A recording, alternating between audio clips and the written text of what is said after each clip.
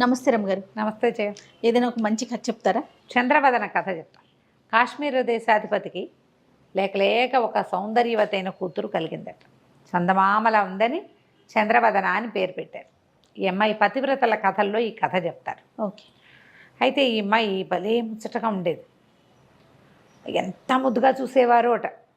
చిన్న పిల్లకి ఏదైనా ఇట్లా అంటే చాలు బాధపడిపోయేవాళ్ళు అమ్మా నాన్న. లేక లేక కలిగితే ఇది కొద్దిగా యావగా ఉంటుంది పాపం. ఇప్పుడు కూడా కనపడతాం కదా అట్లా. ఒకే పిల్ల ఉంటే మన పంచప్రాణాలు దాని మీదే ఉంటాయి. ఎంత బాగానో చూసుకునేవాళ్ళు. అయితే చక్కగా చదివిచ్చారు అమ్మాయిని. ఈ విద్యాభ్యాసాలు అప్పుడు క్రమంగా అమ్మాయికి జగం మిథ్య, బ్రహ్మమే సత్యము అలాంటి భావాలు కలగటం మొదలుపెట్టినాయి. భగవంతుడే సత్యం, ఇదంతా మిథ్య, ఇదంతా జగన్మాయ, ఈ మాయలోంచి బయటపడపోవాలి అని సన్యాసం మీద ఆసక్తి కలిగి ఉంది పాప. ఓకే. అయితే ఏదైనా వివాహము అని సంకల్పిస్తే అమ్మాయికి నచ్చేది కాదు. ఎందుకు వచ్చిన వివాహం, సంసారం నుంచి సన్యాసంలోకి వెళ్ళిపోతే సరిపోతుంది అలా భావించేది. ఒకసారి భృగు మహర్షి వచ్చాడు. వస్తే భృగు మహర్షి వీళ్ళ దేశానికి వచ్చినప్పుడు రాజుగారు తమ సంస్థానంలో కొంతకాలం ఆ రాజ్యంలో అట్టు పెట్టుకున్నారు భృగు మహర్షిని. భృగువుని విశేషంగా సేవించడానికి చంద్రవదనని నియోగించారు.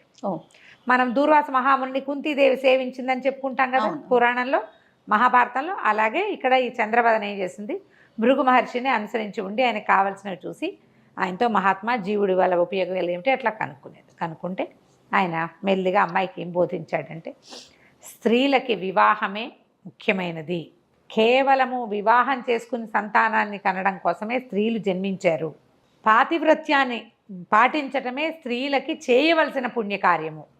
భర్తగా లభించిన వాడు ఎవడైతే భర్త అతనిని అనుసరించి ఉండాలి.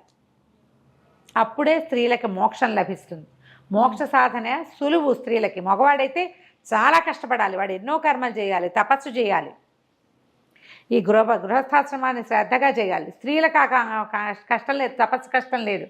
పతిని అనుసరించి ఉంటే చాలు. మన పతివ్రతల కథలన్నీ ఇలాగే కనపడతాయి మనకి. పాతివ్రత్యం కేవలం భర్తను అనుసరించి ఉండటం వల్లే అనసూయాదేవి, లోపాముద్రాదేవి వీళ్ళంతా తరించారు.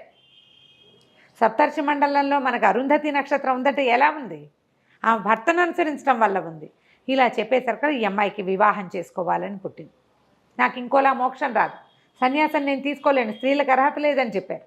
స్త్రీలకు దేనికి అర్హత ఉంది? వివాహం చేసుకోవటం, భర్తను అనుసరించడం.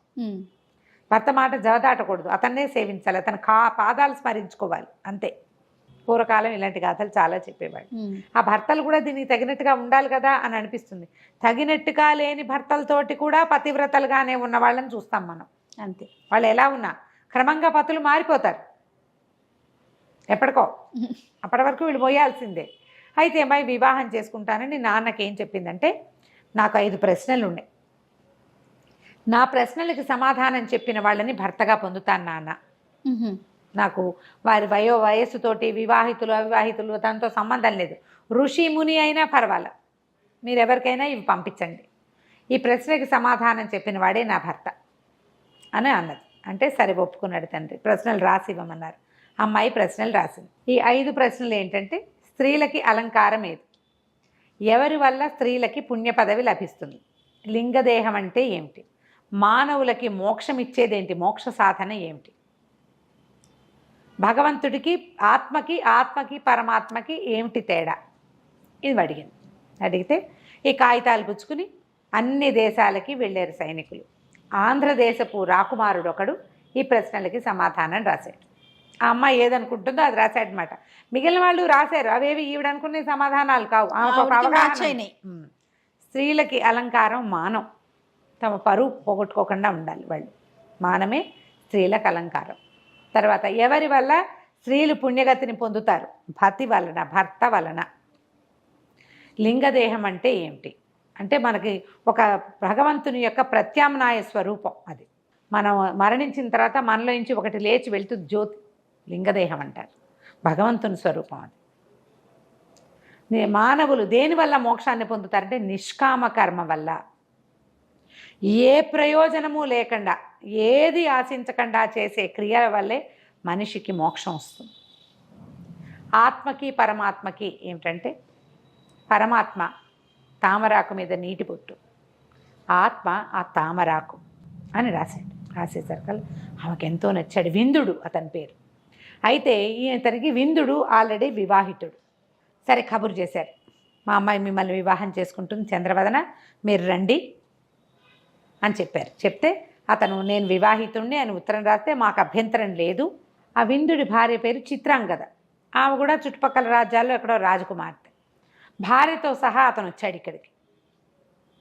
ఆవిడకి వివాహానికి ఒప్పుకుంది. ఆవిడ కూడా అప్పట్లో చేసుకునేవాళ్ళు కదా. సరే ఈ చంద్రవదన్ని ఇచ్చి విందుడికి వివాహం చేశారు. వివాహం అయిన తర్వాత 16 రోజుల దాకా ఇక్కడే ఉన్నారు. భార్యాభర్త వాళ్ళు ఉన్నారు, ఈవిడ ఉంది. ఆమెను విశేషంగా సేవించారు. వివాహం అయిపోయి 15 రోజుల తర్వాత తమ రాజ్యానికి బయలుదేరారు. బయలుదేరితే బోల్డ్ అన్ని వజ్ర వైఢూర్యాలు, నగలు, నాణ్యాలు, అశ్వికులు, రథాలు, గుర్రాలు, అశ్వాలు, అక్కడి నుంచి ఏమో ఏనుగులు బహుమానంగా ఇచ్చాడు కాశ్మీర దేశపు రాజు. బోల్డంత కుంకుమ పువ్వు, అక్కడ లభించేటువంటి సుగంధ ద్రవ్యాలు అన్నిటితోటి పంపించారు. ఎక్కడ కాశ్మీర దేశం, ఎక్కడ ఆంధ్రదేశం, ప్రయాణానికి సమయం పడుతుంది కాదు. ఇలా వెళ్తూ ఉంటే ఒక అడవిలో పటకుటీరాలు అవి వేసుకుని ఆగేవాళ్ళు.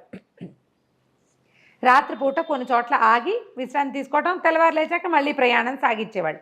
గుర్రాల్లో ఉన్నా కూడా ఇప్పటికి కార్లలాగా లైట్లు ఉండవు కదా రథాల్లో, అందుకని పడుకునేవాళ్ళు. సైనికులు వాళ్ళు వీళ్ళు ఉన్నారు కాబట్టి రాత్రి దాకా ప్రయాణం చేయడం, రాత్రిపూట ఎక్కడో చోట విశ్రాంతి తీసుకోవటం. అదేదైనా అడవి చాలా అందంగా ఉందనుకో 2 రోజులు అక్కడే ప్రయాణం లేకుండా విశ్రాంతి తీసుకోవటం, మళ్ళీ బయలుదేరటం. 20 రోజులు పడుతుంది, 1 నెల రోజులు. సరే ఈ ప్రయాణంలో ఏమైంది, వింధ్యాటవీ ప్రాంతంలో ఆ పటకుటీరంలో 2 భార్యల మధ్య పడుకుని ఉన్న ఈ విందుడిని చూసి చాలా విచిత్రపోయారట. ఎవరు వీళ్ళు? రంభ, ఊర్వశి. వీళ్ళు ఒకనాటి రాత్రి ఆకాశగమనంలో ఎక్కడికో వెళ్తున్నారు. వెళ్తూ ఉంటే అర్ధరాత్రి వేళ లోపల ఉక్కగా ఉందని బయట పెద్ద మంచం వేస్తే రాణులు 2 చెరో పక్కన పడుకుని ఉండగా మధ్యలో విందుడు పడుకున్నాడు. భార్యలిద్దరిని చెరో పక్కన పడుకోబెట్టుకుంది. ఈ పైనుంచి చూసి 2 స్త్రీల మధ్య పడుకుని ఉన్న ఆ యవన పురుషుడిని చూసేసరికల్లా రంభా బురస అబ్బబ్బబ్బా ఎంత కళకళలాడిపోతున్నాడు, ఎంత అందంగా ఉన్నాడని అతన్ని తీసుకెళ్ళిపోయారు. విందుడిని లేవ తీసుకుపోయారు. వెళ్ళిపోయాడు. తెల్లవారులే చూస్తే ఏముంది, అమ్మాయిలు 2 తెల్లమొహం వేసేసరికల్లా ఇక కేకలు పెట్టారు. సైనికులంతా చూశారు. చుట్టుపక్కల అడవంతా వెళ్ళారు, వెతికారు. ఏదైనా జంతువు తీసుకెళ్తే సడన్గా మధ్యలో ఉన్నవాడిని ఎందుకు తీసుకుపోతుంది? పక్కన ఉన్నవాళ్ళు, పైగా కాపలా ఉన్నవాళ్ళు, ఇవన్నీ పోయినాయి. అక్కడి నుంచి చిత్రాంగద ఏమంది, అమ్మా మా చెల్లెలికి చెప్పిందనమాట, తోడుకోడలికి, చుట్టుపక్కల ప్రాంతాల్లోనే మా బంధువులు ఉన్నారు, మా పుట్టింటి వాళ్ళు ఇక్కడ ఉన్నారు, పద మనం అక్కడికి వెళ్ళిపోదాం, మా తండ్రి వెతికిస్తాడు మన భర్త కోసం అంటే. అమ్మాయి ఏమందట, నా భర్త లభించే వరకు ఇక్కడి నుంచి కదలను, నేను ఈ అడవిలోంచి రాను, నగర ప్రవేశం చేయను ఒంటరిగా, ఏ నగరమైనా సరే, అత్తిళ్ళు కానీ పుట్టిళ్ళు కానీ తోడుకోడళ్ళ పుట్టిళ్ళైనా సరే నేను రాను, నువ్వు వెళ్ళిపో, నేను ఇక్కడే ఉంటాను అందుకే. ఆ చిత్రాంగద ఏం చేయాలో తెలియక వెళ్ళిపోయింది.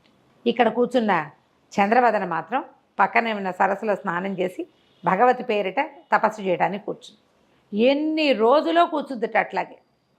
ఈ అడవిలో తపస్సు చేస్తున్న స్త్రీ ఎవరో దేవతలకు తెలియదు. మామూలుగా ఋషులు మునులు వాళ్ళు చేస్తారు ఇంత తపస్సు తీవ్రంగా. అక్కడి నుంచి దేవతలు ఒకళ్ళిద్దరు వచ్చి చూసి వెళ్ళారు. చూస్తే కొత్తగా వివాహిత 16 సంవత్సరాల అమ్మాయి, కాశ్మీర దేశపు రాజకుమార్తె, ఆమె భర్త కోసం తపస్సు చేస్తుంది.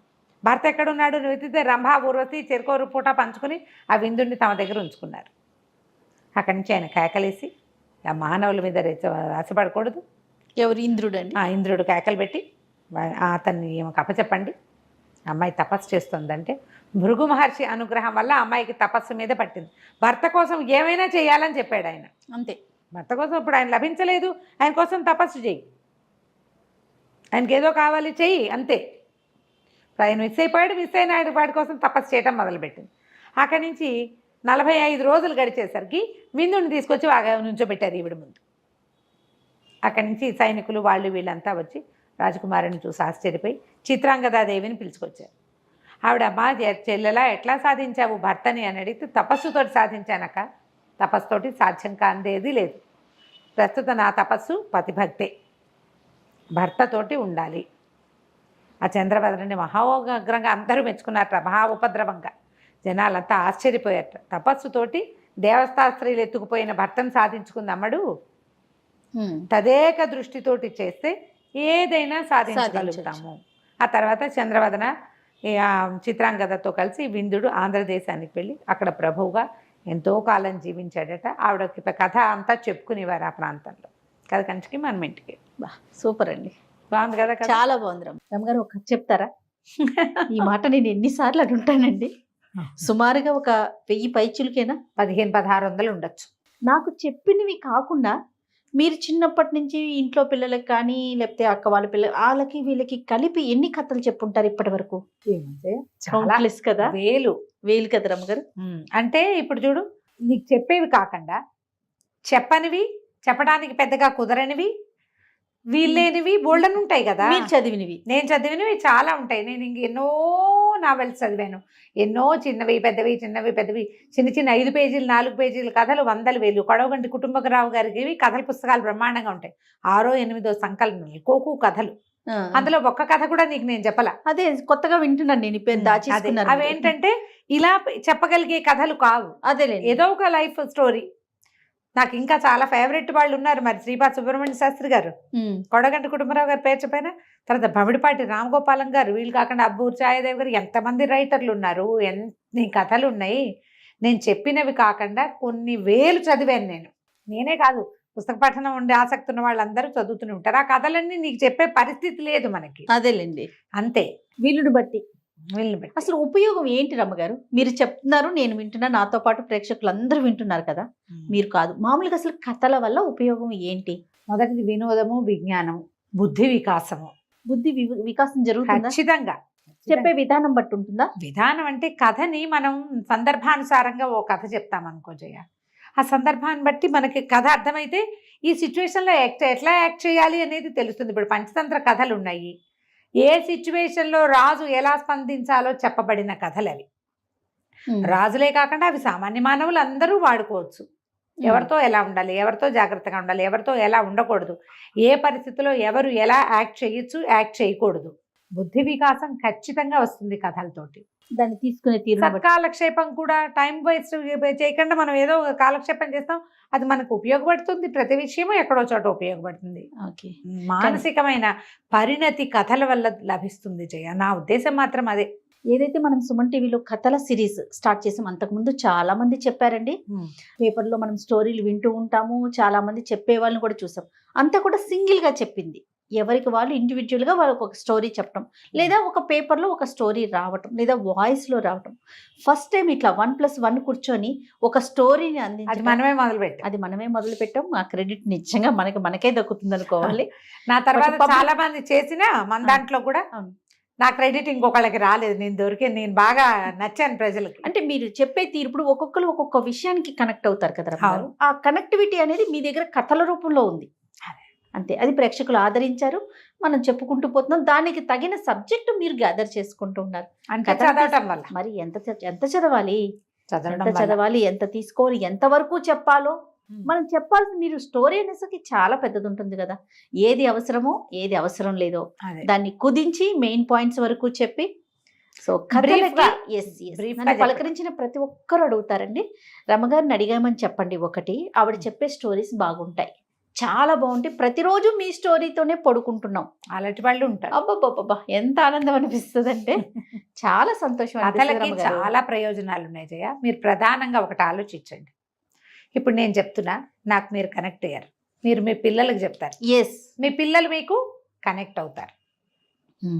మనం కలిసి ఉండటానికి ఇది ఉపయోగిస్తుంది జయ, చాలా ఉపయోగపడుతుంది. పిల్లలు ప్రధానంగా ఏంటంటే తల్లుల కంఠం వినడానికి, ఆ సూదింగ్ దానికి అలవాటు పడతారు. దీనికి ఏదైనా ఏజ్ లిమిట్ ఉంటుందా రమ్మగారు? ఏముండదు జయ, మన వాయిస్ ని వినటానికి అంటున్నారు కదా, కంఠం వినటానికి ఎప్పటి వరకు వాళ్ళు కనెక్ట్ అయి ఉంటారు మన గొంతుతో? ఎప్పటి వరకైనా కనెక్ట్ అయి ఉంటారు జయ. ఏ విషయమైనా మనం మన పిల్లలకి చెప్పగలుగుతాం దీనివల్ల. ఇప్పుడు మా మరిది 45, 44, 40 ఉన్నట్టే ఆఖరి మరిది, మా వసంతక్కయ్య అంటే చాలా ఇష్టం తనకి. ఏదైనా ఫంక్షన్లో కలిస్తే ఠకీమని దగ్గర కూర్చున్నాడు, వసంత వదిన ఒక కథ చెప్పు అని.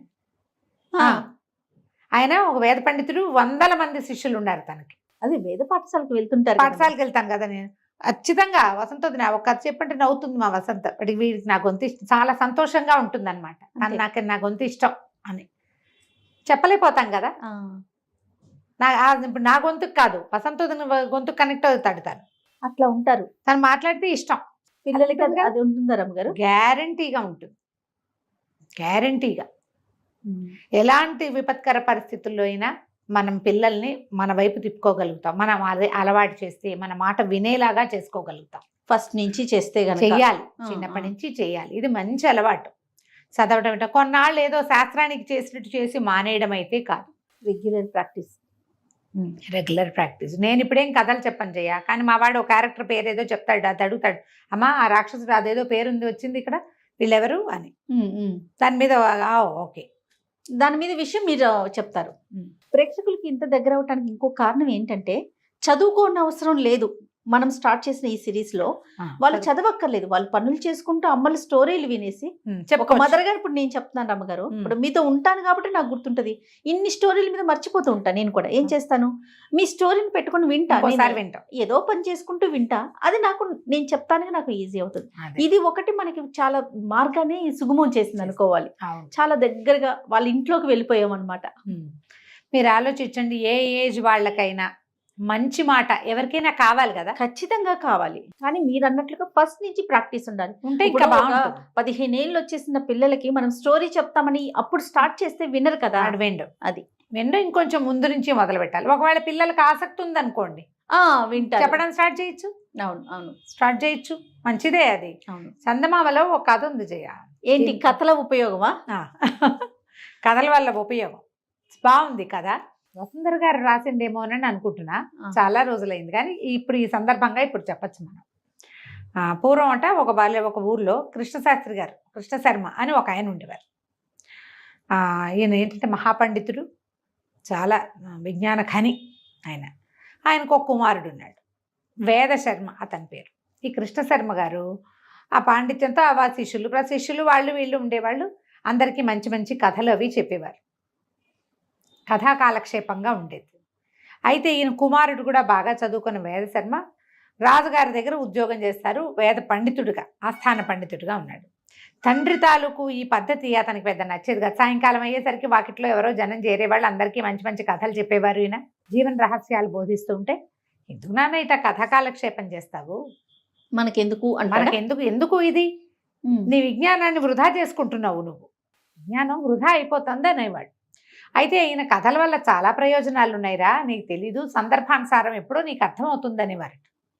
అయితే ఒకసారి ఏమైంది, రాజుగారి పని మీద ఈయన ఇంకా మయూర దేశమో ఏదో మయూర ద్వీపం, ఒక ద్వీపాంతరవాసానికి వెళ్ళవలసి వచ్చింది. వెళ్తున్నాడు ఆయన. వెళ్తుంటే వేద శర్మతో పాటు కృష్ణ శర్మ గారు కూడా వెళ్ళేసరికల్లా సరే రాజుగారు వాళ్ళు వీళ్ళు చాలామంది చేరారు. మరి అక్కడ ఆగిపోవాల్సి వచ్చింది. వీళ్ళు అయిపోతే రాజుగారు ఆతిథ్యం ఇచ్చారు. రాజుగారి విదూషకుడు కూడా వీళ్ళ ప్రాంతం వాడే అక్కడికి వెళ్ళి స్థిరపడిపోయాడు ఆ మయూర ద్వీపంలో. అయితే ఏమైంది, వీళ్ళేమో శాకాహారులు, మధ్య మాంసాదుల జోలికి వెళ్ళే వాళ్ళు కాదు, అక్కడ అలా అలవాట్లున్న ప్రాంతం అనమాట అది. సరే అందరు భోజనాలకి వాటికి కూర్చుంటే ఈ విదూషకుడు వేళాకోళంగా ఒక 1 డజన్ మద్యాల పేర్లు చెప్పి, పిట్లలో ఏది పుచ్చుకుంటారండి తమరు అన్నాడు. అనేసరికల్లా ఈయన వేద శర్మ, ఈయనకి ఏం అలవాటు ఉంది, ఇది వెళ్ళిపోయి నాకు అవేమిటో తెలియదండి అంటే అందరూ నవ్వారు. అయితే రాజుగారు లాంటి పెద్ద మనుషులు నవ్వలేదు, కానీ మిగిలిన వాళ్ళంతా నవ్వారు. అయితే ఈ కృష్ణ శర్మ గారు చెప్పారు, తండ్రి ఉన్నాడు కదా, ఇలాంటిది ఒక కథ ఉంది. పూర్వం ఒక రాజహంస ఒకటి ఒక అడవిలో ఉన్న కొంగల చెరువు దగ్గర ఆగింది. కొంగలు రాజహంసకి ఆతిథ్యం ఇచ్చాయి. ఈ ఆతిథ్యం ఏంటంటే, బాగున్నావా, ఏ ఊరండి మీది కనుక్కున్న తర్వాత, ఏమన్నా తింటారా, నత్తలు తింటావా, పీతలు తింటావా, ఎండ్రకాయలు తింటావా, చిన్న పొన్న చేపలు ఉన్నాయి అవి తింటావా అని కొంగలన్నీ అడిగినాయి. అడిగితే రాజహంసంది అవేమిటో తెలీదు, నేను అవన్నీ తిన్ను అనేసరికల్లా కొంగలకి, ఇంత చక్కగా ఉన్నావు, అవేవి తినకుండా నువ్వు ఎట్లా బతుకుతావు అంటే, లేత తామరతూళ్ళు తింటాను అని చెప్పింది. కొంగలు ఆశ్చర్యపోయినాయి. అలాగే ఉంటుంది అన్నాడు. అనగానే చుట్టుపక్కల వాళ్ళంతా విరగబడి నవ్వారు. ఇప్పుడు ఈయనకి మద్యం తెలియకపోతే ముందు నవ్వు ఎక్కిరిచ్చారు, అది కూడా తెలియదా అని. ఇప్పుడు చూడు, కొంగ హంస కదా, హంసలు ఎక్కడుంటాయి, అవి మానస సరోవరంలో. అవును. కొంగలకేముంది, ఊరి బురదలో కూడా తింటాయి. అవును. ఇప్పుడు తిననిది గొప్పదా, తినేవి గొప్పవా? చూడు కథలో ఎట్లా వచ్చిందో. దాంతో అందరు నవ్వారు. రాజుగారు కూడా పక్కపక్క నవ్వేశాడు. విదూషకుడు సర్దు కూరుకున్నాడు. సర్దుకునేసరికి సరే మొత్తానికి భోజనాలు గిజనాలు అయినాయి. వీళ్ళు ఇంక కొద్ది రోజులు ఉండవలసి వచ్చింది. మళ్ళా విదూషకుడు పిలిచాడు తమ ఇంటికి భోజనానికి. భోజనానికి పిలిచినప్పుడు చెప్పాడు, నేను ఇవన్నీ తినేవాడిని తాగేవాడిని కాదండి. మనం ఏ ప్రాంతంలో ఉన్నామో ఆ ప్రాంతంలో నేర్చుకోవాలి. ఇక్కడికి వచ్చాకే నేర్చుకున్నాం. మన ప్రాంతాన్ని బట్టి కదా మనం మారాలి. మీరు ఇక్కడ ఎక్కువ కాలం ఉండాలంటే మాంసం తినం మద్యం తాగమంటే ఎట్లా కుదురుతుంది అని అన్నాడు. అనేసరికల్లా తండ్రి వైపు కుతూహలంగా చూస్తున్నాడు కుమారుడు, ఏం కథ చెప్తాడు అని. ప్రజలంతా కూడా చూస్తున్నట్టు, ఆయన చుట్టూతా ఉన్న వాళ్ళంతా. ఈయన అన్నట్ట, పూర్వం ఒకసారి రైతు గొడ్లను తోలుకుని వెళ్ళాడు అడవికి. ఒక సింహం ఆహారం కోసం వాటి వెనకబడింది. అది గొడ్లశాలలోకి ప్రవేశించేసరికి రైతు తెలివిగా తలుపు మూసేశాడు. సింహాన్ని లోపల పెట్టేసి లోపలికి ఉండిపోయింది సింహం. గొడ్లన్నీ బయటే ఉన్నాయి. బయట తలుపేసి ఉంది కదా. 2 వారాల పాటు సింహం లోపలే ఉంది. తలుపు తీయ బోల్డంత గడ్డి ఉంది, చాలా గడ్డి ఉంది. జనప గడ్డి ఉంది, ఎండు గడ్డి ఉంది. సింహం నకనకలాడుతూ అలాగే ఉంది. 2 వారాల తర్వాత తలుపు తీస్తే బతుకు జీవుడానికి తన ఆహారాన్ని వెతుకోవడానికి పోయింది. కానీ నువ్వు ఇక పరిస్థితి ఇది వచ్చింది కాబట్టి, నాకు ఆకలిస్తుంది కాబట్టి, ఇక్కడ ఏది దొరకదు కాబట్టి అక్కడ ఉన్నదే తింటానంటే సింహాలు అలా ఎందుకు చేస్తాయి? ఈ మాటకి అందరికీ నవ్వొచ్చింది. ఏమిటి అర్థం? నువ్వంటే ఏదైనా మేస్తావు, నేను మెయ్యను, మేము సింహాలం అలాంటివి. చూడు ఎంత అర్థం వచ్చిందో. సూపర్. నిశ్శబ్దంగా ఊరుకున్నాడు విదూషకుడు. అయితే ప్రయాణంలో తండ్రిని అడిగాడు, నాన్న నువ్వు కథలు ఎంత బాగా చెప్తావు, ఎంత సందర్భోచితంగా చెప్పగలిగావు. నువ్వు ఏమీ అనకుండా, ఒక్క పరుషవాక్యం అనకుండా అవతల వాడి నోరు ముయించేశావు నాన్న కథలతోటి. భలే విచిత్రంగా చెప్పావు. ఎంత ప్రయోజనం ఉంది, మనం ఇలాంటివి చెయ్యము అనే విషయం అర్థమయ్యేలాగా చెప్పావు. ఎంత బాగుందో అని. ఇప్పుడు నాకు కూడా ఇలా నేర్చుకోవాలనుకుంటా నాన్న, నాకు కొన్ని కథలు చెప్పవా అని అడిగాడు. ఏమిటి ఇతని సమస్య? ఈయన నేను ఆస్థానంలో ఉంటున్నాను, చాలామంది నేను నా పరివారంతో నేను చాలా మంచిగా ఉంటాను, కానీ ఎందుకో వాళ్ళు నాతో సరిగ్గా ఉండరు. గట్టిగా ఉంటే వాళ్ళ కష్టం తోస్తుంది, లూజ్గా ఉంటే ఇష్టానుసారం అయిపోతున్నారు. ఏం చేయాలో తెలీదు, వాళ్ళకి చెప్పడానికి కొన్ని కథలు చెప్పు నాన్న అని అడిగాడు. కృష్ణశర్మ గారు ఏం చెప్పాడంటే, పూర్వం ఒక మునీశ్వరుడు ఓ చెరువు గట్టు మీద వెళ్తుంటే అతనికి ఒక పెద్ద పుట్ట సర్పము కనపడ్డాయి. ఆ సర్పము ఆ పుట్టలో ఉండటం వల్ల ఆ చెరువు గట్టు మీదకి ఎవ్వరూ వచ్చేవాళ్ళు కాదు. సర్పాన్ని చూసి బెదురుతున్నారు. అయితే ఈయన ఏం చెప్పాడు ఋషీశ్వరుడు, అమ్మా నువ్వు వీళ్ళని కరవకుండా ఏం చేయకుండా ఉండు, నిశ్శబ్దంగా ఉండు, నీ దారిని నువ్వు ఉండు, నువ్వు తలెత్తి ఇట్లా చూపించేసరికల్లా వాళ్ళు బెదిరిపోతున్నారు, తగ్గి ఉండమన్నాడు. సర్పం ఇట్లా అండమ్మా అనేసి అట్టా తిరగటం మొదలుపెట్టింది.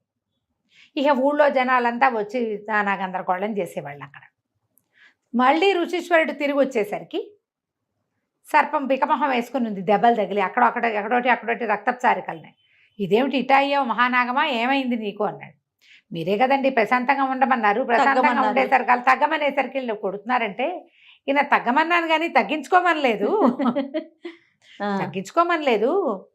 నువ్వు కాటేందుకోవద్దు, పుసగొట్టు, ఏమైనా చేయగలనని బెదిరించాలి, చేసి చూపించకూడదు.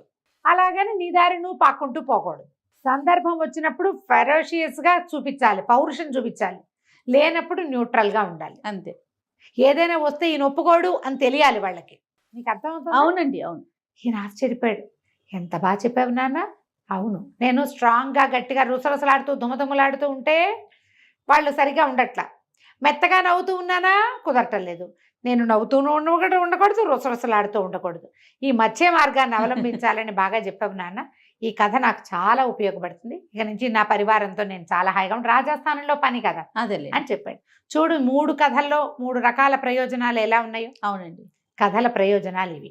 చాలా చాలా మంచిగా, అంటే ఆలోచింప చేసే విధంగా. ఏదైనా ఆలోచించాల్సిందే. మీరు చెప్పే కథలు మీ పిల్లలకి ఎలా ఉపయోగపడుతున్నాయో చూడండి. మన పిల్లల్ని బట్టి మనం కథలు చెప్పాలి కదా. చెప్పాలి. కొన్ని కాలక్షేపం కథలు ఉంటాయి, కొన్ని టైంపాస్ కథలు ఉంటాయి, కొన్ని పిచ్చి సరదా కథలు ఉంటాయి, లాజిక్ లేని కథలు కూడా ఉంటాయి. అవును, కానీ పిల్లల్ని మీతో కలిపి ఉంచుకోవడానికి అది ఉపయోగపడుతుంది. కథ చెప్తాను రా అంటే కూర్చుంటారు, అంతే. వాడు అల్లరిని నువ్వు ఆపేవా లేదా? ఖచ్చితంగా. ప్రతి కథ నీతి కథే కావక్కర్లేదు, ప్రతిదీ ధర్మబోధే కావక్కర్లేదు, వాయనెవరో మహానుభావుడి జీవిత చరిత్రే చెప్పాలని అనుకోకండి. సూక్తులే అక్కర్లేదు. మహానుభావులయ్యి వాళ్ళ జీవిత చరిత్రలు మనం చదువుతున్న వాళ్ళు కూడా చిన్నప్పుడు చిన్నపిల్లలే. వాళ్ళకి ఆటకాయ చేష్టలు, కొంటె పనులు, దొంగ పనులు, అల్లరి పనులు అన్నీ ఉంటాయి. నలుగురితో తిట్టించుకునే పనులు అందరి జీవితాల్లోనూ ఉంటాయి. అందరూ మనుషులమే కాదమ్మా మనం. అవును. పెద్దయ్యాక వాళ్ళు మహానుభావులు అయ్యారు. ఇలా చేసిన వాడు అలా అయ్యాడని చెప్పచ్చు, అలా అయిపోయాడు నువ్వు అలా అయిపో అని చెప్పకూడదు. ఆయన చేసిన అద్భుతాలు చెప్పకూడదు, చిన్నతనం నుంచి ఎలా పెరిగాడో చెప్పుకోవాలి. అది చెప్పకపోయినా పర్వాలా, ప్రతిసారి మనం అలాంటివే చెప్పాల్సిన పనే లేదు అసలు. ఎలాంటి కథలైనా చెప్పచ్చు. కథ అంటూ చెప్పడం అలవాటు చేసుకోండి, మీకు చాలా ఉపయోగపడుతుంది. ఖచ్చితంగా రమ్మగారు. నమస్తే. నమస్తే. ఏదైనా చందమామ కథ చెప్పండి రమ్మగారు. 70s 80s వచ్చి ఉంటుంది. మంచి కథ ఒకటి చదివాను, బాగుంటుంది కథ. ఒక ఊళ్ళో ఓ రామనాథం గారిని ఒక ఆయన ఉండేవారు, భార్యాభర్త. ఓకే. అయితే రామనాథం గారికి ఏవో పాట పాడుకుంటూ ఉండేవాడు, సంగీతం మీద ఆసక్తి. వాళ్ళ ఆవిడ చెవులు మూసుకునేది, ఇష్టం లేకనా? ఎంతసేపు ఇలా పెదాలు పాడతావు అనేది, నువ్వు నీ పాట అనేది. చుట్టుపక్కల వాళ్ళు కూడా ఏం పెద్ద ఆసక్తిగా చూపించేవాళ్ళు కాదు. కానీ ఆయన పాడుకుంటూ ఉంటే ఒక ఆత్మానందంగా ఉండేది. ఒకళ్ళకు ఉంటుంది కదా, ఏదో ఒకటి పాడేవాడు. ఆయన నువ్వు పనులు మానేసి పాట పాడుతున్నావు అనేది, లేకపోతే నీ పాట వినలేక వస్తున్నావు అనేది. అయినా కూడా పాపం ఆయన సోలు డెడ్ కాలేదన్నమాట, పాడుకుంటూనే ఉండేవాడు. అయితే ఏమైందట, ఆయన పాటని పెద్దగా పరిగణనలోకి తీసుకోగలిగే పాటగా ఎప్పుడూ లేదు ఆయన జీవితంలో. చుట్టుపక్కల వాళ్ళు అలాగే లలాయి పదాలు పాడతాడు అలా అనేవాళ్ళు. అయితే ఏమైందట, ఒకనాడు వాళ్ళ ఆవిడ ఏదో పక్క ఊరికి వెళ్తే ఈయన సాయంకాలం ఏదో కొంచెం అన్నం వండుకున్నాడు, ఆవు అని ఏదో పాట పాడుకుంటున్నాడు. దారిన ఒక 3 పెద్దవాళ్ళు వెళ్తున్నారు. ఈ వెళ్ళేవాళ్ళు చీకటి పడిపోయింది, తలుపు కొట్టారు. బాబు, ఏదో వ్యాహ్యాలకని బయలుదేరాము, చీకటి పడిపోయింది, పక్క ఊరు వెళ్దాం అనుకున్నాము, ఈ రాత్రికి మీ ఇంట్లో ఆశ్రయం ఇస్తారా అంటే, అయ్యో దానికేం బాబు, రండి పడుకుందరు కానీ రండి అన్నాడు. ఏమైనా తిన్నారా అంటే ఏమీ తినలేదన్నారు.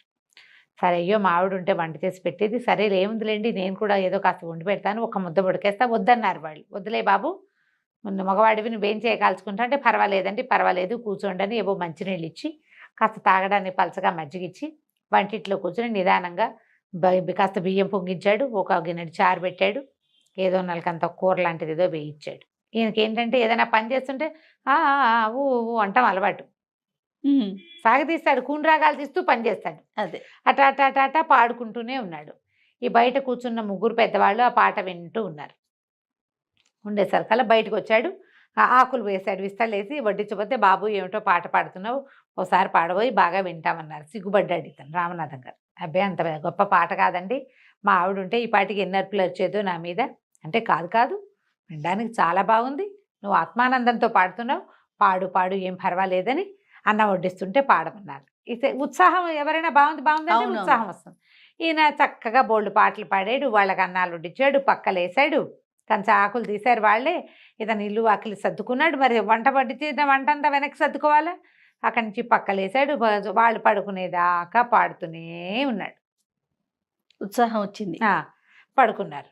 పడుకున్నాక తెల్లవారుజామున వెళ్ళొస్తాం బాబు, మేము పొద్దునే వెళ్ళిపోతాం అన్నారు. అంటే అలాగేనండి అని, ఏదైనా కోరుకుంటే చెప్పునైనా, ఏదైనా అడుగు, నీ పాట మాకు చాలా నచ్చింది, నీకు అసలు నీ మనసులో ఏముంది కోరిక అని అడిగారు.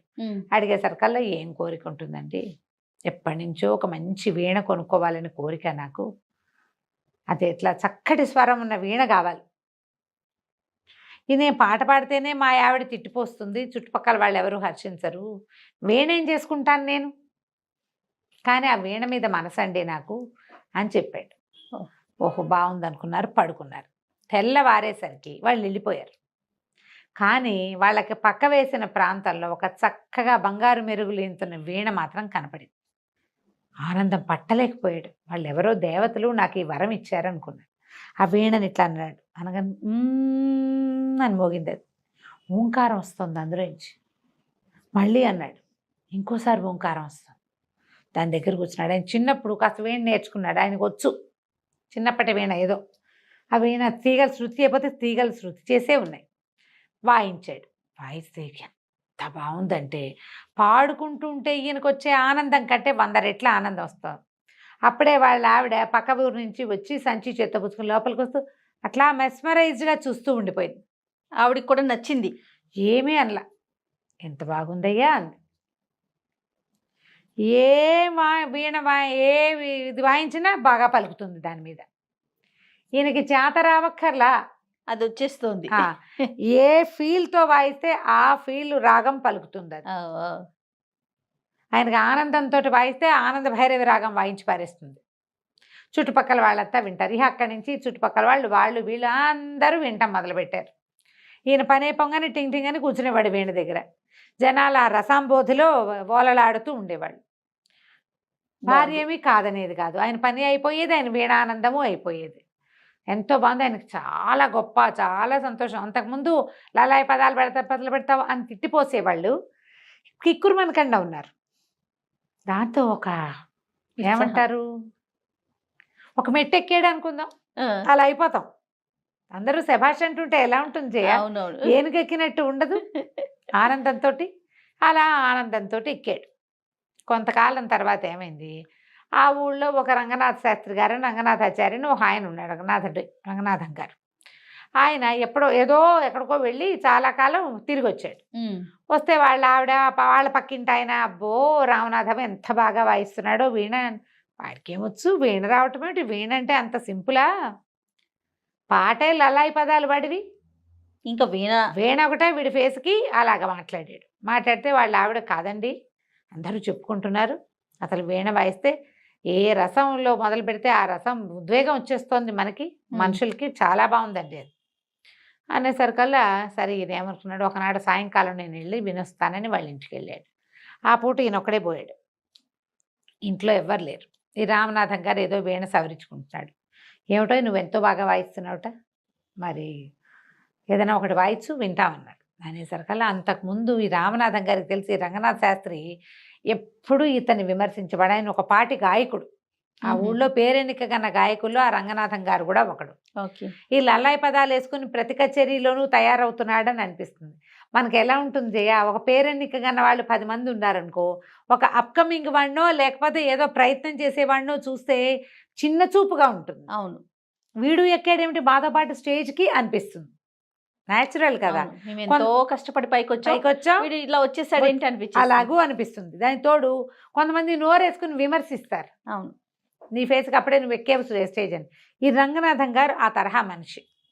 ఆయన విద్వత్తున్నవాడే, కాకపోతే అంటాడు గబుక్కన. 2-3 సార్లు ఇతన్ని విమర్శించాడు, నువ్వు నీ లల్లాయి పదాలు అని. సరే ఈయన ఏం చేశాడు, వీణ వాయించడం మొదలుపెట్టాడు. వీణ వాయిస్తుంటే కరుణరసం ఉన్న సంగీతం, అది కరుణరసంతో వాయిస్తున్నాడు. ఈయన ఇట్లా కళ్ళు తుడుచుకున్నాడు రంగనాథం గారు. ఈయన రెట్టించిన ఉత్సాహంతో వాయించేస్తున్నాడు. క్రమంగా లాదు అశ్రువులు వచ్చేసి, ఏడుపు వచ్చేసి ఆయన వెక్కిళ్ళు పెట్టి ఏడ్చేస్తున్నాడు. ఏడ్చి ఆయన అవతల వాళ్ళు అంత ఉద్వేగం పడుతుంటే ఇది ఆపేయాలి. ఆపట్ల అయిన ఈ రామనాథం గారు ఆపట్ల పగ తీర్చేసుకుందాం అనిపించింది ఆయనకి. వీళ్ళు నన్ను అవమానించారు, వీళ్ళ సంగతి చూడాలి అని ఇంకా టంగు టింగు టింగు టింగు వాయించేస్తున్నాడు ఆయన. ఈయన పిచ్చెక్కినట్టు ఏడ్చాడు, శోకాలు పెట్టి ఏడ్చి స్పృహ తెప్పి పడిపోయాడు. ఓకే, అప్పుడు ఆపాడు. ఆపేసరికి చుట్టుపక్కల వాళ్ళు చేరారు. అయ్యో రామనాథం గారు పడిపోయాడని ఈయన లేవ తీసుకుపోయారు.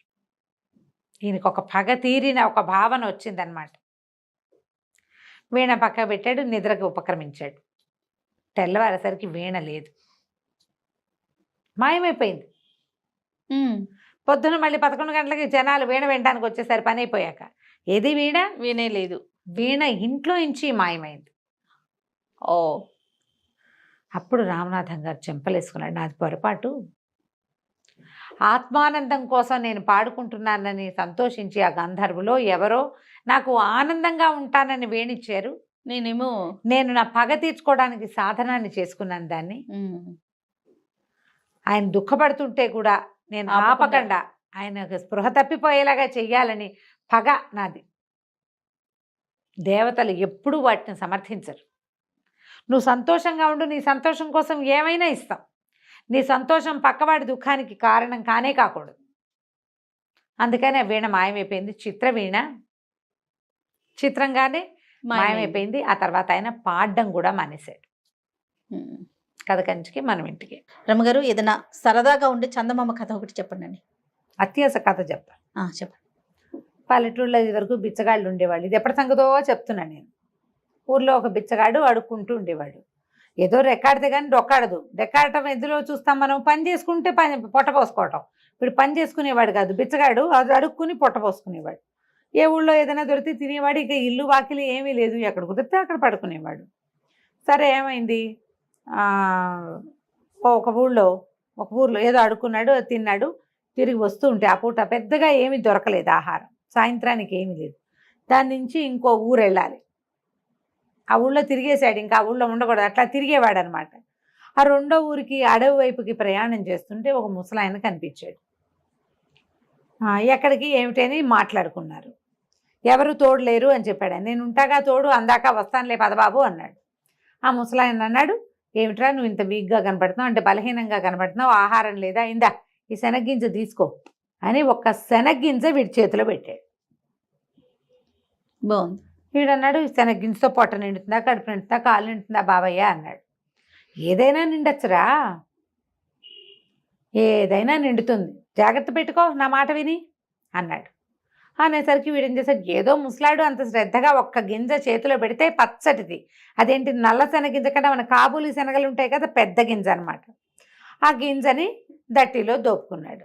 దోపుకుని ఊరు దాటాడు, అడవి దాటాడు. దాటేసరికల్లా కొంచెం చీకటి 7 గంటల వేళ ఇంకో పల్లెటూరులోకి చేరాడు. ఓ వాకిట్లో ఒక ఆయన ఎవరో అరుగు మీద కూర్చొని పదాలు పాడుకుంటున్నాడు. కనబడ్డాడు. ఎవరు ఏమిటి అని కేకేశాడు. అడుక్కునేవాడిని బాబయ్య అన్నాడు. అనేసరికల్లా ఏ ఊర్రా అని అడిగాడు ఆయన. అదేదో ఊరండి అన్నాడు. పాపం మన ఊరువాడు కాదు, ఈ ఊళ్ళో వాడికి తిండి తిప్పలు ఎట్లా కానీ, దారా ఏమైనా తిందు కానీ అని కేకేశాడు. కేకేసి అన్నం పెట్టించాడు. బాగుంది. పెట్టించేవాళ్ళమ్మ అప్పట్లో, పాత రోజుల్లో. నాకు కూడా తెలిసి నా చిన్నప్పుడు. అవునా? పడుకునేవాళ్ళు అట్లా. ఇక చిలకడ దుంపలు అవి అమ్మటానికి వచ్చిన వాళ్ళకు కూడా అన్నం పెట్టేసేవాళ్ళు. టకుటమారాలు ఇవేవో చాటలు చేయటానికి దానికి వచ్చేవాళ్ళు. ఎవరో ఒకళ్ళు, 2కి 3కి కూడా, లేదా వాళ్ళ అమ్మ అన్నం వండుకుంటాం, కూర ఏంటంటే 3కి 4కి కూర, అంత ఆవకాయ, ఇంత మజ్జిగ పోసేవాళ్ళు. మా ఇంట్లో నుంచి కూడా బాగా వెళ్ళేవి చేయ. అట్లా తినేసి వెళ్ళిపోతారు. ఇంకా తినేసి ఇక పడుకుంటారు, తెల్లారాకి వెళ్తారు. రాత్రి పడుకోవటం కూడా, పడుకోవటం వాకిళ్లలో. అదే వాకిళ్లలో నేను పడుకోవటమే. కానీ ఇప్పుడు అసలు పడుకోవటం 3 రోజులు మన ఊళ్ళో అందరిది పౌడర్ డబ్బాని చాట తయారు చేసేవాళ్ళు వాళ్ళు. తెలుసా నీకు? నీకు అసలు తెలీదు. ఈ పౌడర్ టిన్నులు, తర్వాత ఏమో ఈ కిరసనాయిల డబ్బాలు, వాటిని చాటలుగాను జల్లెళ్ళుగాను చేయటానికి కమ్మరం పనిచేసి కొంచెం కాల్చి చేయటం, తర్వాత సాగు కొట్టి సుత్తితో కొట్టి చేయటానికి చాలామంది వచ్చేవాళ్ళు. వస్తే వాళ్ళకి ఏముంది, అన్నం వండుకునే వాళ్ళ బియ్యం కూడా వీళ్ళే ఇచ్చేవాళ్ళు. ఇలా వాళ్ళే ఎవరో ఒకళ్ళు. అదేలేండి. ఎవరింట్లో ఎక్కువ పని ఉంటే వాళ్ళు ఇచ్చేవాళ్ళు. ఊళ్ళో వాళ్ళందరూ వచ్చి అక్కడ చేయించుకునేవాళ్ళు. కత్తులు సానాలు చేయడానికి కూడా మనుషులు వచ్చేవాళ్ళు. ఇట్లా వీళ్ళు పని చేసుకునేవాళ్ళు. బిచ్చగాళ్ళకు కూడా అట్లాగే అన్నం పెట్టేవాళ్ళు. వీళ్ళు పని చేసుకుని 10 రూపాయలు సంపాదించుకుని వెళ్ళేవాళ్ళు. అన్నానికి ఇక్కడ ఉన్న ఊళ్ళో ఉన్న వాళ్ళ మీదే ఆసరా పడేవాళ్ళు. మా ఇంట్లో అలా ఇచ్చేవాళ్ళు. నాకు బాగా గుర్తు. పల్లెటూర్లమ్మా, ఇది నా ఘనత కాదు, ఇది ఊళ్ళలో ప్రతి వాళ్ళకి తెలుస్తాయి ఇవి. పల్లెటూరు జీవితాలు 50 ఏళ్ల క్రితం జీవితాలు తెలిసిన వాళ్ళకి అందరికీ తెలిసిన వ్యవహారమే. ఇలా ఎవరైనా బాబయ్య రాత్రిపూట అన్నం దొరకలేదంటే ఎవరో ఒకళ్ళు ఏముంది రేపొద్దుటికి ఉంచుకున్న అన్నం పడేసేవాళ్ళు, ఈ పూటకి అన్నం పెట్టేసేవాళ్ళు. అన్నం తింటే ఆ బయట ఎక్కడో గావంచపరుచుకుని పడుకునేవాళ్ళు. పడుకోరా అన్నారు. అనేసరికల్లా సరే వాళ్ళ అరుగు మీద పడుకున్నాడు. పడుకునేటప్పుడు ఏం చేశాడు, ఈ నడుముకు ఒక దట్టి లాంటి తలక ఒకటి ఉంది కదా, అది మడత పెట్టింది. ఎత్తి వాళ్ళు చాప ఇచ్చారు, చింకి చాప కింద ఆ తలగుడ్డ కింద శనగ్గింజని పెట్టు పడుకున్నాడు. ఏమనుకున్నాడు, ఈ శనగ్గింజ ఏదో మహత్యం ఉంది దీనికి, లేకపోతే ఎవరైనా మనకి అడిగితే అన్నం పెడతారు, పిలిచి అన్నం పెట్టేవాళ్ళు ఉన్నారా? దారా తిందుగానని పిలిచాడు, ఊరా మజ్జిగ వేసి అన్నం పెట్టారు. నిన్నటిదో మొన్నటిదో ఒక స్వీట్ ముక్క కూడా వేశారు. హాయిగా ఎక్కడ చెట్టు కింద పడుకోకుండా అరుగు మీద పురుగు పుట్రా లేకుండా హాయిగా పడుకొని ఇచ్చారు. మహామహత్తు కలిగింది ఆ శనగ్గింజ. గుర్తించాడు అని అనుకున్నాడు. ఇంతలో ఏమైంది, తెల్లవారేసరికల్లా ఇంకా ఇళ్లలో వాళ్ళు తిరగల, కోళ్ళు తిరుగుతాయి. తెల్లారేసరికల్లా కోళ్ళు తిరగటం మొదలు పెడతాయి. పొద్దున్నే అవతల ఆవిడ ఇంటి ఆవిడ లేచి పెరటి తలుపు తీసి ఉంటుంది. ఇంకా వీధి వాకిళ్ళవి తీల. ఈ గొడ్లకు పాలు తీయటాలు కోడి బుట్ట తీయటాలు అవి చేస్తారు కదా, బుట్ట ఓపెన్ చేస్తే అవి తిరుగుతుంటాయి. ఆ తిరుగుతున్న కోళ్ళలో ఒక కోడి, ఒక పూల కోడి తక్కువ అవి ఇవి ఏరుకుని తింటూ వీడి గుడ్డ ఇట్లా తలగుడ్డ ఇట్లా తీయగానే ఆ కింద కనపడిన శనగింజలను లటక్కని తినేసింది. ఓహో. లబో దిబోమన్నాడు, మీ కోడి దొంగ మొహంది నా గింజ తినేసింది, అది మహత్తు కలిగిన గింజ, ఆయన ఎవరో మహానుభావుడు ఇచ్చాడు అని కేకలు పెట్టి గోల్ చేశాడు. ఇంటి ఆయన అన్నాడు, ఏం చేతుండ్రా, పోని ఒక సేరు శనగలిస్తాను తీసుకో అంటే, కాదండి నాకు ఆ మహిమ గల శనగ్గింజే కావాలి, ఆ గింజ వల్లే నాకు రాత్రి అన్నం పుట్టింది, నేనేదో ఒక సంచిలో పడేసిన అన్నం తినేవాడిని, ఆకేసుకుని అన్నం తిన్నా రాత్రి దానివల్లే, కాబట్టి నాకు కుదరదన్నాడు. అనేసరికి ఆయన విసుగుబుట్టి, ఏ కోడిరా నీ శనగింజ తినది అని అడిగి, ఆ తెల్లపోలు కూడా దాన్ని తీసిపోన్నాడు. వాళ్ళ ఇంట్లో బోళ్ళు కోళ్ళు ఉన్నాయి. ఈయన కోడిని వెంబడి పెట్టుకుని వెళ్ళాడు. కోడిని వెంబడి పెట్టుకున్నాడు. ఆ పూట వాళ్ళు వెళ్ళేటప్పుడు కాస్త సద్దన్నం ఏదో పెట్టారు, అది తినేశాడు. మరి అన్నం కూడా లభించింది. కోడి ఒకటి లభించింది ఎక్స్ట్రా, గింజ వల్ల కోడి వచ్చింది, బాగుంది. కోడిని మోసుకుంటూ పోయాడు, సంకలో పెట్టుకున్నాడు. దానికి కొంచెం మనం అలవాటు అవ్వాలి కదా, మధ్యలో ఎక్కడో పడుకున్నప్పుడు దాని కాలుకో తాడు కట్టి ఓ సన్నది గావంచాని పేని సన్నగా వచ్చే ముఖ చించి పేని తాడు కట్టి తన దగ్గరే ఉంచుకున్నాడు. సాయంత్రానికి ఇంకో ఊరు చేరాడు. ఈ ఊర్లో చాలా పెద్ద కమత ఉన్న ఒకళ్ళ వాకిట్లో కూర్చున్నాడు. కూర్చుంటే వాళ్ళు అన్నం పెడతామన్నారు. సరే, అక్కడ వాళ్ళవే బోళ్ళు కోళ్ళు తిరుగుతున్నాయి. తన కోడిని కూడా కట్టేసి తన దగ్గర పెట్టుకున్నాడు. వాళ్ళు ముద్ద అన్నం పెట్టారు. వాళ్ళ వాకిట్లో పడుకున్నాడు. పడుకుంటే తెల్లారేసరికల్లా ఏమైంది, తెల్లవారేసరికల్లా వాళ్ళ కోళ్ళ గంప తీశారు. ఊళ్ళల్లో ఇలాగే కదా జరుగుతాయి. ఆ కోళ్ళన్నీ తిరుగుతుంటే వీడి కోడి వీడు కూడా ఏం చేశాడు, కాస్త మాగనగానే ఇద్దరు కళ్ళు తెరిచి కోడి తాడు కూడా తీసేసాడు. అది పోయి అక్కడ ఉన్న కోళ్ళతో తగాదా పెట్టుకుంది. కోళ్ళు ఎక్కరిస్తే పొట్టాడుకుంటాయి.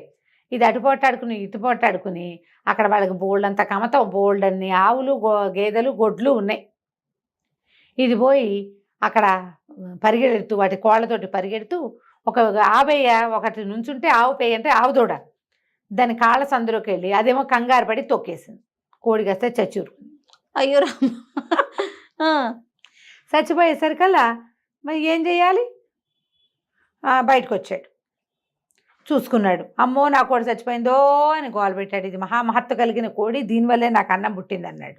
వాళ్ళు ఇంకో 4 కోళ్ళు ఇస్తాను తీసుకోరా అన్నారు. ఆహా, చివరికి ఆ ఇంటి ఆయనకి విసుగుపుట్టి, మీరు కోడి సరేలే ఇది మేము కూర అనుకుంటాం, కానీ ఇప్పుడు అది ఏ 50 అయితే కోడిని తన్నేసిందో తొక్కేసిందో దాన్ని తను తీసుకుపోరా అని. కోడి కాస్త దూడపిల్ల అయింది. దూడపిల్ల అనకూడదు, దూడ అంటేనే పిల్ల, పిల్ల అంటే పిల్ల, 2 పేదాలు ఉండకూడదు, ఆవు దూడ. ఈ దూడ మెళ్ళలో పలుపు తాడు ఒకటి కట్టారు, వీటి చేతిలో పెట్టారు. అది పాలు వదిలేసింది, ఆ మాత్రం ఉంది, పాలు తాగే దూడ కాదు, కొంచెం పెరిగింది. సరే, ఆ దూడని వెంబడి పెట్టు తీసుకుపోయాడు. 3వ రోజు ఈసారి ఒక పెద్ద కామంది గారి వాకిట్లో ఆగాడు. వాళ్ళు దూడను చూసి కొంచెం ముచ్చటపడ్డారు. ఆ ఇంట్లో వాళ్ళంతా సరదా పడ్డారు. అబ్బో దూడ వలే బాగుందిరా, ఆవు దూడ ఎక్కడ తెచ్చావు, ఏమిట్రా మాకు డబ్బులు ఇస్తాము ఇవ్వరా అంటే, అబ్బాయి లేదండి ఇది చాలా అదృష్ట ఆవు దూడ అన్నాడు. సరే, వాళ్ళు కూడా ఆ దూడకు 2 గడ్డి పరకలేసి వాళ్ళు వీడికి అన్నం పెట్టారు. రాత్రి పొట్ట నిండిపోతుంది, ఎక్స్ట్రా వస్తున్నాయి. సరే, ఏమైంది, తెల్లారాక వీడికి వాళ్ళు సర్దిపోస్తామన్నారు. దూడ అటు ఇటు తిరుగుతుందని బెళ్ళకు కట్టిన తాడు పలుపు తాడు వదిలేశాడు. అది అటు ఇటు తిరుగుతూ వెళ్ళి గుర్రాలు ఘాట్లో గడ్డి మేస్తుంటే పోయి ఆ గడ్డి పరకలకి ఆశపడి ఆ గుర్రాల వైపుకు పోయింది. పోయేసరికల్లా ఏమైంది, ఒక గుర్రం రణపెంకెది, మామూలు పెంకితనం కాదు దానికి. ఆ పెంకెగా గుర్రం కాస్త అటు ఇటు తిరుగుతున్నటువంటి 50ని వెనకాళ్ళతో ఒక్క తన్నింది. ఈ దూడ ఎగిరి అవతల పడి కళ్ళు వాల్చేసింది. రామా, వీడు లబో దిబోమన్నాడు బిచ్చగాడు, పడేస్తున్నాడు. బంగారం అంటే 50 ఇటు అయిపోయింది, మేమేం చేతును అంటే, వాడు ఇంకో 50 ఇస్తాను రా, పోనీ ఇక్కడే ఉండు, నువ్వు పని చేసుకుందు కానీ అంటే, పనికి నేను చేయనండి, నాకు వచ్చినాయి ఇవన్నీను, హాయిగా అన్నం వస్తుంది అనేసరికల్లా వాళ్ళకి విసుగుబుట్టి, ఈ మకురు గుర్రం ఇది ఎలాగో మాట వెందు చావదు, గుర్రాన్ని తీసుకుంటావురా అన్నారు. ఇంతుండే ఆవు దూడ ఎక్కడ, అంత ఎత్తుండే గుర్రం ఎక్కడ, గుర్రాన్ని ఎక్కడైనా అమ్ముకుంటే డబ్బులు వస్తాయి. సరే, ఇది బాగానే ఉందని మరి గుర్రాన్ని తీసుకెళ్తానండి అన్నాడు. గుర్రాన్ని తీసుకుని నడిపించుకుని తీసుకెళ్తా మొదలుపెట్టాడు. ప్రతి వాళ్ళకి వీడి గుర్రం నచ్చుతుంది. ఎంత బాగుందో. సరే ఈసారి ఏమైంది, ఒక సత్రానికి వెళ్ళాడు. అయితే వాళ్ళు ఏం చేశారు, వీడికి ₹1 కూడా ఇచ్చారు. గుర్రం ఇచ్చి రూపాయి ఇచ్చారా? ₹1 ఇచ్చారు ఊరికే. ఆ పూట అయితే ఆ రోజు ముందు రోజు అక్కడక్కడ అడుక్కున్న డబ్బులు కూడా ఉన్నాయి, వాడి దగ్గర డబ్బులు ఉన్నాయి కాస్త. ఓ సత్రం దగ్గర ఆగాడు. మరి ఇప్పుడు గుర్రానికి మాలిషు దానా గీనా కావాలి. ఎవరి వాకిట్లోనే ఆగితే దానికి తిండి వాళ్ళేం పెడతారు? సత్రంలో అయితే తనకు అన్నం పెట్టి తన దగ్గర డబ్బులు ఉన్నాయి కదా, దానికి ఏదో దాణా పెడతారు అనుకున్నాడు. సరే ఏమైంది, ఈ గుర్రాన్ని ఓ పక్కన కట్టేశాడు, లోపలికి వెళ్ళాడు. సత్రం వాళ్ళు చూస్తే ఏమైంది, ఆ సత్రం యజమానికి ఒక పిల్ల ఉంది. వీడికి ఏమొచ్చింది బుద్ధి, ఇప్పటిదాకా వాటంతటా అవి జరిగినాయి. ఏదో ఒకటి చేసి ఈ సత్రం యజమాని మాయ చేస్తే వీళ్ళకు ఒక పిల్ల ఉంది, పిల్ల నుంచి పెళ్లి చేసి తన సత్రంలో ఉంచుకుంటారనుకున్నాడు. ఇప్పటిదాకా కాకతాళీయంగా జరిగినాయి. వీడికి ఆశ పుట్టేసింది. ఇప్పుడు ఆశ పుట్టి ఎలాగైనా ఈ గుర్రాన్ని ఏదో ఒకటి చేసైనా మీ వల్లే అయ్యిందని అనాలనిపించేసింది. అనిపించి సరే ఏం చేశాడు, మా గుర్రానికి దాణా భోజనం పెట్టండి, అవి పెట్టండి, ఇవి పెట్టండి అన్నాడు. ఇతనికి ఒక కూతురు ఉంది కదా, ఈ పిల్ల కొంచెం యాక్టివ్ పిల్ల. అదేం చేసింది, ఓ చెరుగడ తీసుకెళ్ళి ఆ గుర్రానికి అందించింది. ఇది ఒక గట్టు మీద నిలబడి చెరుగడ అందించేసరికల్లా అదేదో ఇట్లా పొరపాటున దాని గొంతులో గుచ్చుకున్నట్టు అయింది. గుర్రం కాస్త మెడవాల్ చేసింది. అది ఆరోగ్యకరమైన గుర్రం కాదు. ఇక వీడు అరిచరిచి కేకలు పెట్టి పోట్లాడాడు. ఇక మామూలుగా పోట్లాడ. సత్రం యజమాని కాదు, అతను గుమస్తా. ఆ సత్రం నడుపుతాడు, జీతం రాళ్ళకే పనిచేస్తాడు. ఏం చేస్తారు వాళ్ళు, గుర్రం ఇంకోటి కావాలంటే ఎక్కడి నుంచి ఇస్తారు, నాకు ఇంకో గుర్రం కావాలన్నాడు. గుర్రం మేము ఇవ్వలేం బాబు, ఏదైనా ఇంకోటి చెప్పండి, ఏదైనా ఇంకోటి చెప్పండి అంటే, అయితే ఓ పంచి, నీ పిల్ల ఉంది కదా, నీ పిల్లవలే గుర్రం చచ్చింది కాబట్టి పిల్లనిచ్చి పెళ్లి చేయి మాకు అనేసరికల్ వాళ్ళు అన్నారు, అట్ట ఎట్ట కుదురుతండి, మీకు వాళ్ళు ఎవరో గుర్రాన్ని తాడొచ్చి ఊడతెచ్చి మీ చేతిలో పెడితే అది మీ వెనకాల నడిచి వచ్చింది, పిల్ల కదా, పిల్లని అడుగుతాం, మా పిల్ల ఒప్పుకుంటుందో ఒప్పుకోదు, సత్రం గుమస్తా అయితే ఒప్పుకోవాలి, పిల్లని అడగాల్సిందేనన్నాడు. సరే వాళ్ళ అమ్మంది, అడిగేదేమిటి పిల్లని, అదే ఒప్పుకుంటుంది, ఏం పర్వాలేదులేండి నేను ఒప్పిస్తాగా అంది. అన్నాక ఏమైంది, సరే ఇద్దరు ఏదో మాట్లాడుకున్నారు. మర్నాడు పొద్దున చెప్పింది, అల్లుడు గారు మీ అంత మహానుభావులు ఇంకెవరు లేరు, మీ గుర్రాన్ని బదులు మా పిల్లని ఒప్పుకున్నారు, మా పిల్ల మాత్రం రాకాశం ఉండ కానీ అది ఒప్పుకోవటం లేదు, ఓ పని చేద్దాం, దాన్ని ఏం చేస్తానంటే సంచిలో వేసి మూట కట్టేస్తా, పిల్లని మోసుకెళ్ళిపోండి మీరు ఎక్కడో చోటికి, ఎక్కడికైనా తీసుకెళ్తే ఇంకా చచ్చినట్టు మీతో పాటే ఉంటుంది, అది రాకాసి పిల్ల విందు మాట. ఇప్పుడు ఇక్కడైతే విందు, మీ దగ్గరికి వచ్చేసాక వెనకేం చేస్తుంది, మరి బస్తా ఒక గోను సంచి వేసి మూట కట్టేస్తానండి, మూట మోసుకెళ్ళండి. బాగానే ఉంది, మూట మోసుకుంది. పిల్లని ఇస్తామంటే ఏమిటి, రేపొద్దున వాళ్ళ పిల్లని వాళ్ళు చూడరు, ముందు పెళ్ళి అయిపోవాలి. సరే పెళ్ళి అయిపోతే చాలు అనుకున్నాడు. వాళ్ళు ఏం చేశారు, ఆ పిల్లని ఒక మూటలో కుక్కి దాన్ని మూతి కట్టేసి, పెళ్లి చేశాక పెళ్లి చేయలే మరి పెళ్లి చేయడానికి పెళ్లి కాదు, నేను కూర్చొని అంటోంది, డైరెక్ట్ గా మూట కట్టేశారు. కట్టేసి అప్పచెప్పారు.